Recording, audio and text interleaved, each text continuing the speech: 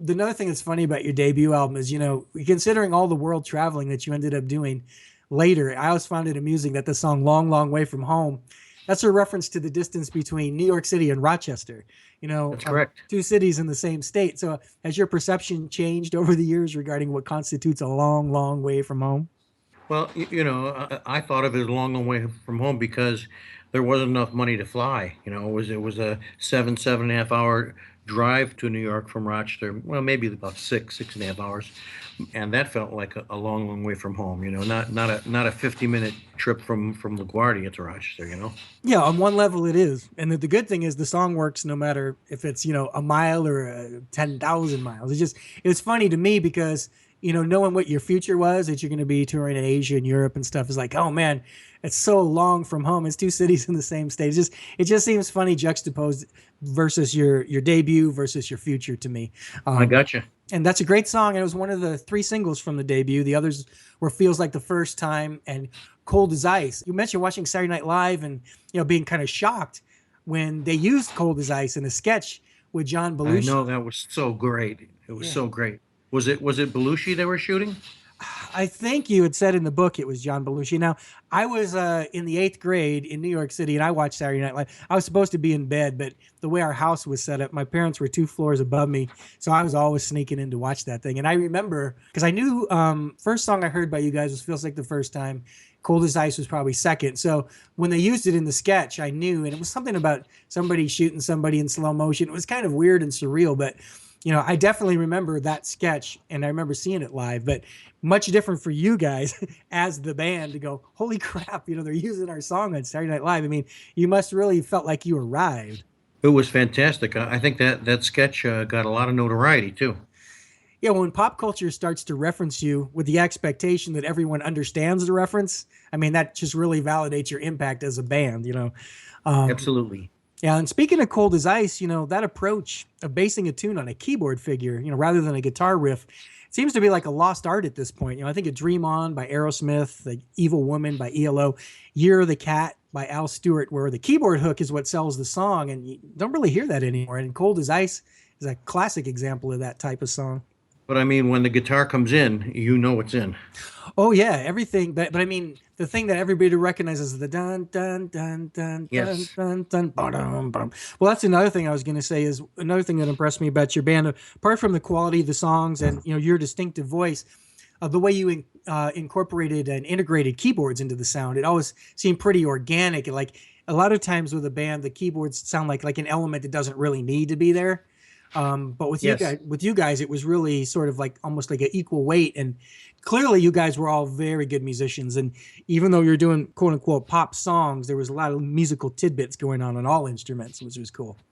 Yeah, we like to make sure that it held everybody's interest. Yeah, yeah. And this is what I meant. I mean, this didn't sound like a debut album. It sounded like a third or fourth or fifth album that you would evolve to. So it's amazing that you guys were able to pull that off. But when it came time to record your second album, you had some successful touring experience under your belt, which no doubt instilled confidence. And you guys are at more of a comfort level. And I always love to hear the stories behind the song, and there are plenty of them in your book. But one of my favorites is when the band is working on a really cool guitar riff, no one's really coming up with a lyrical concept to fit it. And as happens so often, inspiration can come from an unexpected source. In this case, it was a hockey game. Um, Yes. I'll let you take it from there. Well, it was the Rangers against, I believe it was the Flyers, Hmm. and it was the Stanley Cup playoffs, and we were in the studio recording, and we pretty much had the music for this particular song down. We knew what the melody and stuff was, but we were missing about 75% of the words, including the hook. Yeah. And it just so happens that one of the Flyers, I guess they call them policemen or bullies, Hmm. went by and gave John Davidson, the Rangers goalie, a shot when he wasn't looking, and he went down in a big pile. And the coaches and the assistant coaches all ran out there and more or less helped him to his feet and were helping him off the ice. And they brought him straight into the dressing room. And then the announcer says, word from the dressing room says, John Davidson's experiencing double vision. And when I heard that, I went through the roof. I go, that's it, We tried that, those words and expanded on the concept of that, and it was a home run.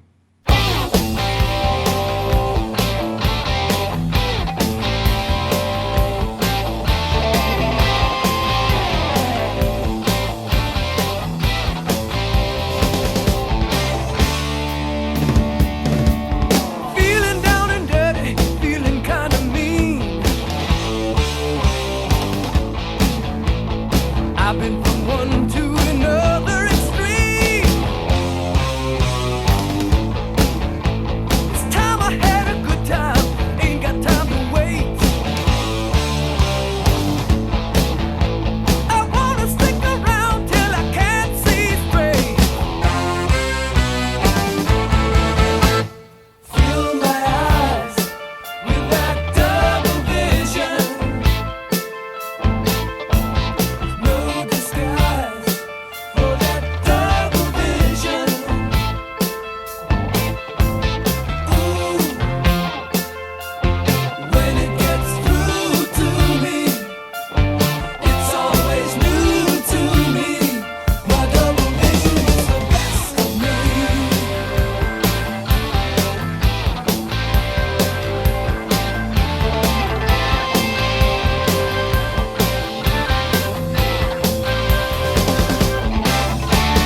Never do more than I really need. My mind is racing, but my body's in the lead. Tonight's the night I'm gonna push it to the limit. I'll live all of my years in a single minute. Fill my eyes with that double vision. No disguise for that double vision. Ooh, when it gets through to me, it's always new to me. My double vision always seems to get the best of me. The best of me.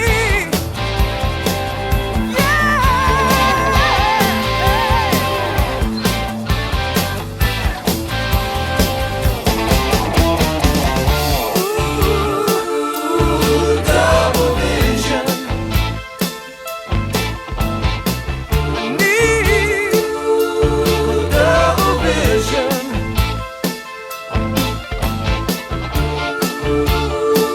It takes me out of my head, taking me out of my head. I get my double vision. Oh, seeing double vision.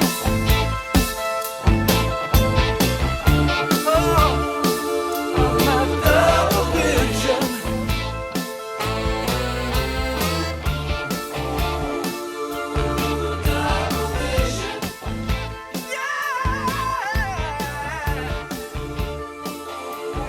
Double vision. Did you ever get a chance to mention to John Davidson that his pain was your gain?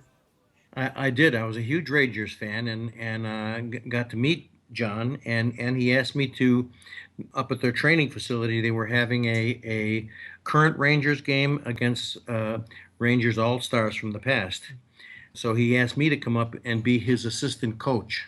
Ah, And so I went up. I think that the skating rink was in Rye Playland or something it was called. And so I went up and I was his assistant coach. And when we got a minute, I told him that story. And a lot of the Rangers were around, Ron Duguay and a bunch of them were around. And when they heard that song, we were all laughing so hard.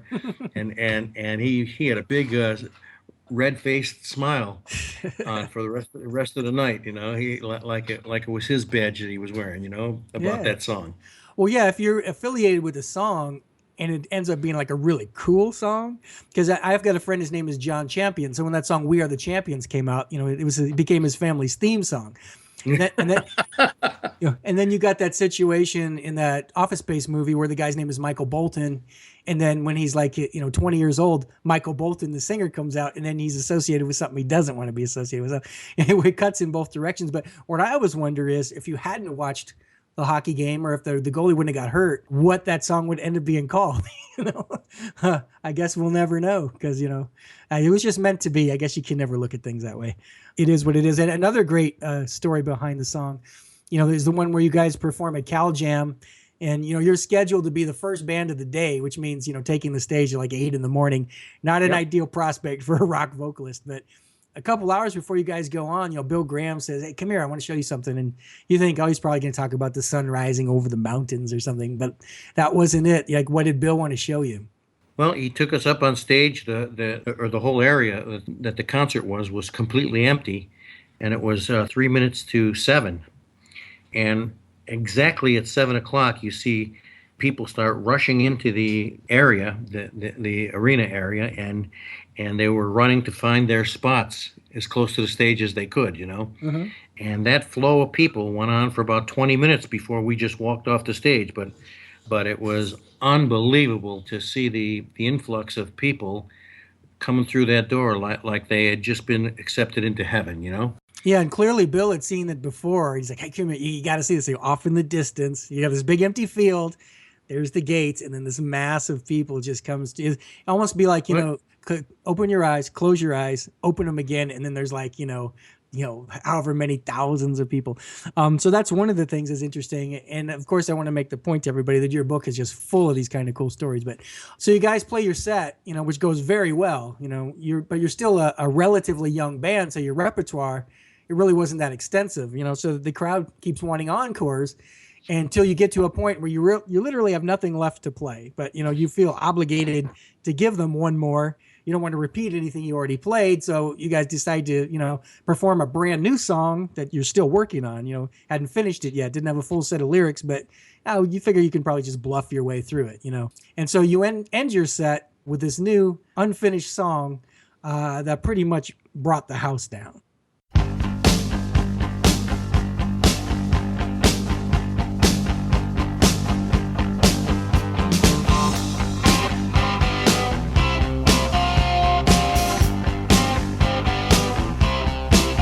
Well, I'm hot-blooded, check it and see. I got a fever of 103. Come on, baby, do you do more than dance? I'm hot-blooded.